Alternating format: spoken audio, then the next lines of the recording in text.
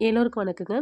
நேத்திக்கு வந்து பார்த்தீங்கன்னா, டவுன் போயிருந்தோம். அப்படியே வந்து பக்கத்தில காளான் கடை வந்து தனியா இருக்குங்க. அங்க போயிட்டு காளான் வாங்கலான்னு பார்க்கும்போது, அங்க வந்து எப்பவுமே வந்து பட்டன் காளான் தான் வச்சிருப்பாங்க. நாங்க வாங்கிட்டு வந்தா பிரியாணி செய்றதுக்காக தான் மெயினா வாங்கிட்டு வருவோம். ஃபர்ஸ்ட் டைம் வந்து பார்த்தீங்கன்னா, சிப்பி காளான் வச்சிருந்தாங்க. நாங்க வந்து இதுவரைக்கும் சிப்பி காளான் செஞ்சதே இல்ல. சரி நம்ம இயற்கை காளான் மாரியே இருக்கு பார்க்கறக்கு அப்படின்னு சொல்லிட்டு ஒரு பாக்கெட் வாங்கிட்டு வந்தேன். ஃபர்ஸ்ட்டு எப்படி இருக்குன்னு டெஸ்ட் பண்ணலாம் அப்படின்னு சொல்லிட்டு ஒரு பாக்கெட் மட்டும் வாங்கிட்டு வந்தேங்க. நமக்கு வந்து பார்த்திங்கன்னா, இயற்கையா பொரிக்கிற காளான் வந்து மசாலா அரைச்சு குழம்பு வச்சோம் அப்படின்னா, அப்படியே கறி குழம்பு டேஸ்ட்டில ரொம்ப ரொம்ப நல்லாயிருக்குங்க. இன்றைக்கி வந்து பார்த்திங்கன்னா, நம்ம அந்த சிப்பி காளானுமே வந்து மசாலா அரைச்சு செஞ்சு பார்க்கலாம். அதுக்கும் இதுக்கும் எவ்வளோ டேஸ்ட் டிஃப்ரெண்ட் இருக்குன்னு பார்க்கலாங்க. கடாயில வந்து நான் வந்து சின்ன வெங்காயம் தான் எடுத்திருக்கேன். நல்லா ஒரு 2 கையளவுக்கு சின்ன வெங்காயத்த வந்து உரிச்சு சேர்த்துருக்கேன். வெங்காயம் வதங்குறதுக்கு தேவையான அளவுக்கு எண்ணெயும் சேர்த்துக்கலாங்க.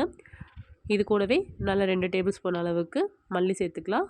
1 ஸ்பூன் கடலைப்பருப்பு, 1/2 ஸ்பூன் சீரகம், 1/4 ஸ்பூன் சோம்பு இது எல்லாத்தையும் சேர்த்துட்டு கூடவே வந்து பார்த்திங்கன்னா, காரத்துக்கு 2 வரமிளகாய் தான் எடுத்திருக்கேன். குட்டீஸ் சாப்பிட்றதுனால நீங்கள் வந்து கொஞ்சம் கூட சேர்த்துக்கோங்க. இது எல்லாத்தையுமே வந்து நல்லா நம்ம வதக்கி விட்டுக்கலாங்க. வெங்காயம் நல்லா கலர் சேஞ்ச் ஆகி மற்ற மசாலா எல்லாமே கரிஞ்சிடாமல் நல்லா வதங்கி வரட்டுங்க. மசாலா எல்லாமே வதங்கினதுக்கப்புறமா ஸ்டவ் ஆஃப் பண்ணிவிட்டு 1/4 முடிக்கு கொஞ்சம் குறைவாகவே வந்து தேங்காய் சேர்த்துருக்குறேங்க. இதை நல்லா ஆறட்டுங்க. ஆறுனதுக்கப்புறமா நம்ம மிக்ஸி ஜாரில் சேர்த்துட்டு நல்லா வந்து நைஸாக அரைச்சி எடுத்துக்கலாம். இப்போ வந்து பார்த்திங்கன்னா, நம்ம காளானை வந்து தாளித்து விட்டுக்கலாங்க. கடாயில் கொஞ்சமாக எண்ணெய் விட்டுட்டு, கொஞ்சமாக கடுகு, ஒரு கையளவுக்கு சின்ன வெங்காயத்தை பொடியாக சேர்த்துருக்கேன். 2, 3 கொத்து கருவேப்பிலை சேர்த்துட்டு லேசாக வறுத்து விட்டுக்கலாங்க. இதில் வந்து பார்த்திங்கன்னா, நம்ம கழுவி வச்சுருக்கிற காளான் எடுத்துக்கலாம். நல்லா உப்பு தண்ணியில் வந்து வாஷ் பண்ணிவிட்டு, அதோட தண்டு எல்லாமே நான் கட் பண்ணி சேர்த்துருக்குறேங்க. தண்டு வந்து கொஞ்சம் ரப்பர் மாதிரி இருந்துச்சு. ஆனால் மேல் பாகம் வந்து பார்த்திங்கன்னா, அப்படியே நம்ம இயற்கையாக கிடைக்கிற காளான் மாதிரியே இருந்துச்சு.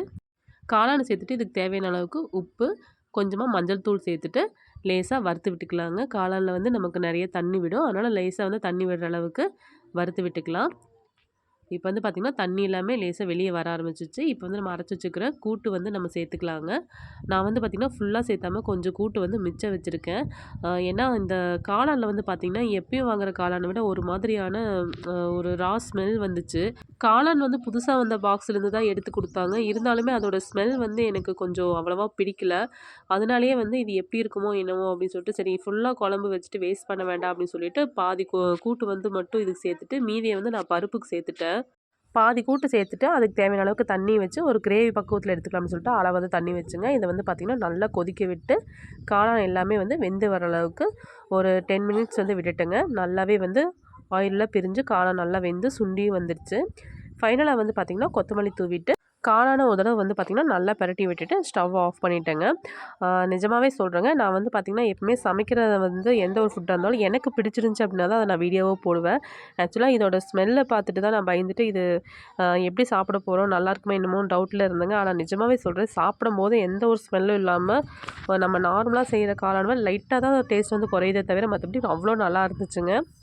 கண்டிப்பாக நீங்களும் வந்து சிப்பி காளான் வாங்கினா இந்த மாதிரி ஒரு தடவை ட்ரை பண்ணி பாருங்கள். ரொம்ப டேஸ்ட்டாக இருக்கும். நீங்களும் செஞ்சு பார்த்துட்டு எப்படி இருக்குன்னு சொல்லிட்டு கமெண்ட் பண்ணுங்கள். வீடியோ பிடிச்சிருந்தால் லைக் பண்ணுங்கள், ஷேர் பண்ணுங்கள். சேனலை சப்ஸ்கிரைப் பண்ணி சப்போர்ட் பண்ணுங்கள் ஃப்ரெண்ட்ஸ். தேங்க்யூ.